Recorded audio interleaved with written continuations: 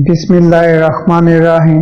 सही बुखारी हदीस नंबर 180। अबू सईद खुदरी से रवायत करते हैं कि रसूलुल्लाह सल्लल्लाहु अलैहि वसल्लम ने एक इंसारी को बुलाया। वो आए तो उनके सर से पानी टपक रहा था। रसूल करीम सल्लल्लाहु अलैहि वसल्लम ने फरमाया, शायद हमने तुम्हें जल्दी में डाल दिया। उन्होंने कहा, जी हाँ। तब रसूलुल्लाह सल्लल्लाहु अलैहि वसल्लम ने फरमाया कि जब कोई जल्दी का काम आ पड़े या तुम्हें इंजाल ना हो तो तुम पर वजू है, गुस्ल जरूरी नहीं।